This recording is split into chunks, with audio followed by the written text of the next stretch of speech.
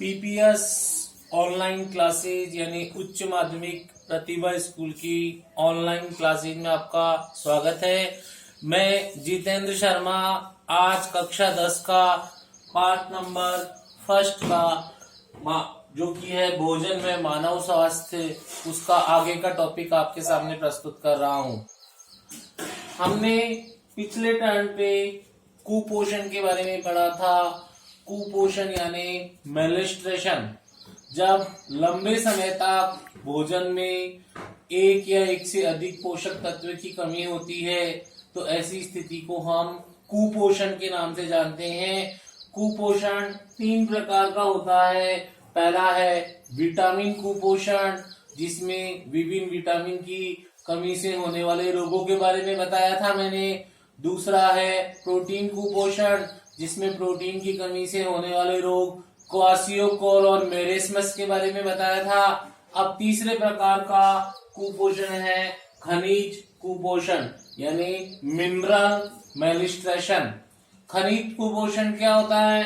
तो जब लंबे समय तक भोजन में एक या एक से अधिक खनिज तत्व की कमी होती है तो इस प्रकार के कुपोषण को हम खनिज कुपोषण कहते हैं।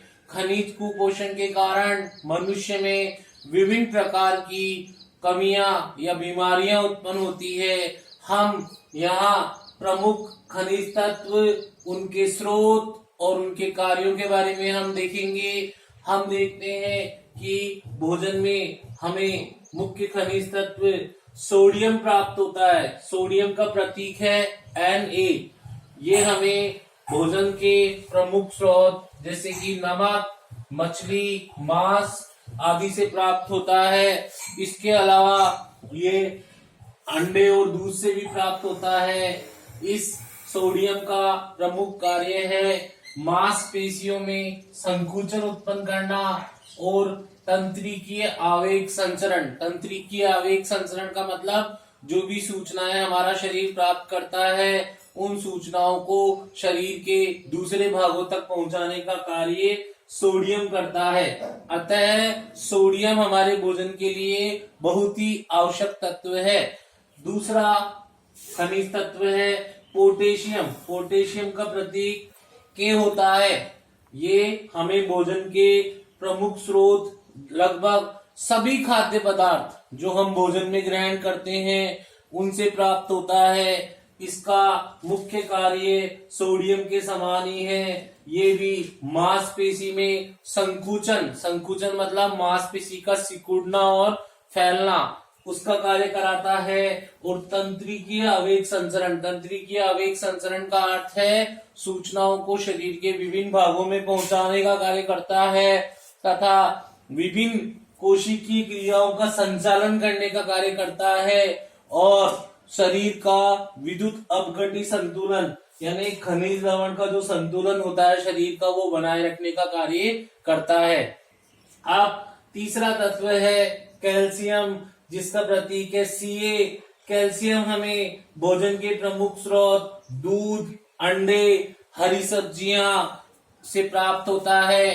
कैल्शियम के द्वारा इसका प्रमुख कार्य है शरीर में हड्डियों को मजबूत करना और दांतों को मजबूत करना।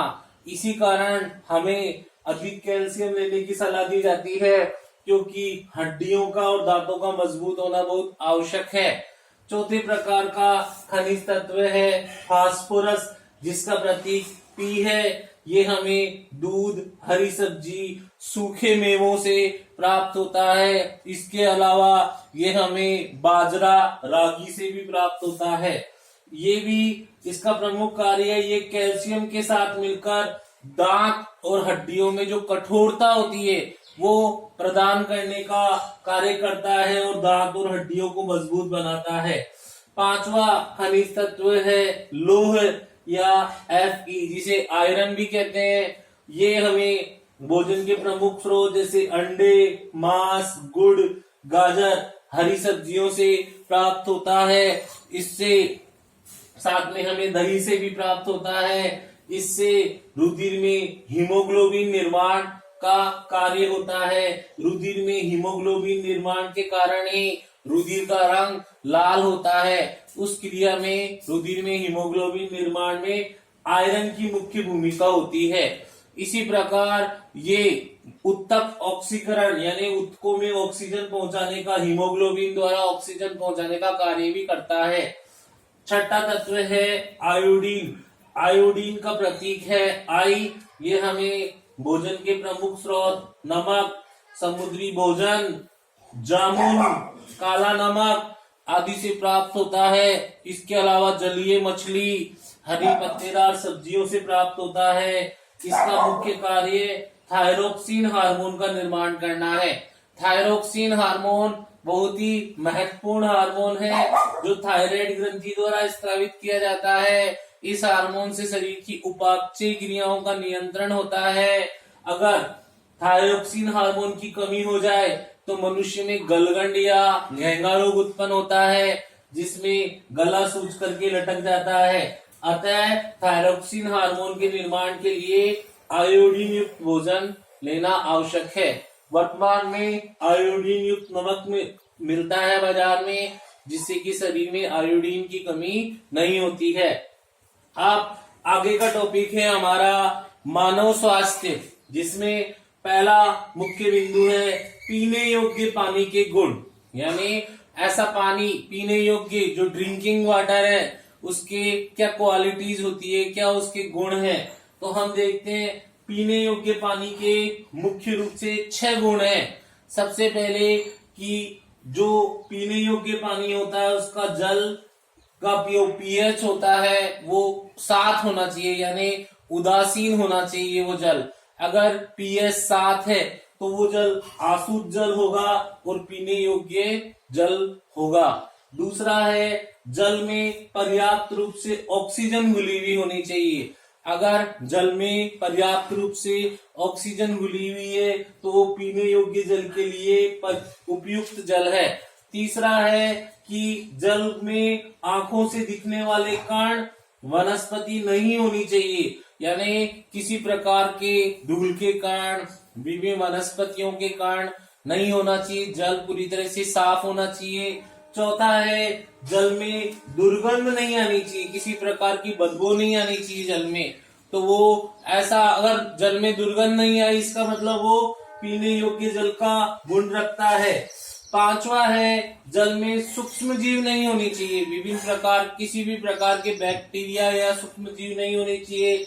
और छठा है जल पारदर्शी व स्वस्थ होना चाहिए, यानी ट्रांसपेरेंट होना चाहिए, जिसके आर पार देख सके, इस प्रकार का जल होना चाहिए। ये पीने योग्य जल के गुण है।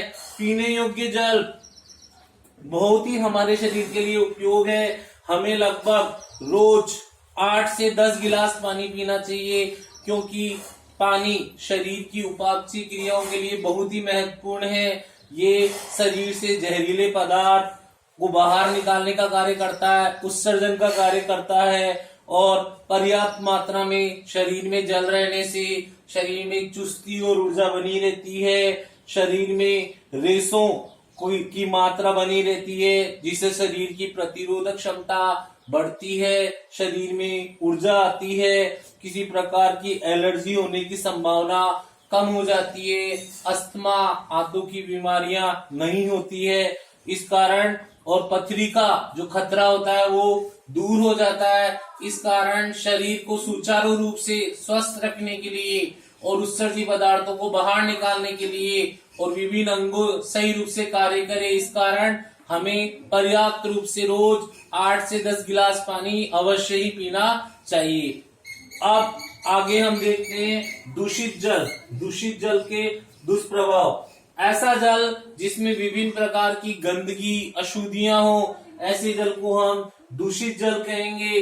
दूषित जल के दुष्प्रभाव में हम देखें तो दूषित जल या गंदे जल को पीने से मनुष्य में विभिन्न प्रकार की बीमारियां जैसे हैजा, पेचिस, नारू रोग, टाइफाइड, पीलिया रोग उत्पन्न होते हैं। दूषित जल, क्योंकि दूषित जल में विभिन्न प्रकार के रोगजनक जीवाणु, कृमि पाए जाते हैं, जो गंदे पानी के साथ मनुष्य के शरीर में प्रवेश कर जाते हैं और प्रवेश करने के बाद संक्रामक बीमारियां, फैलने वाली बीमारियां फैलाते हैं, जिसके कारण हिपेटाइटिस, फ्लू, कोलेरा, टाइफाइड, हैजा, पेचिस, नारू रोग, पीलिया रोग आदि रोग उत्पन्न होते हैं और मनुष्य बीमारियों का शिकार हो जाता है।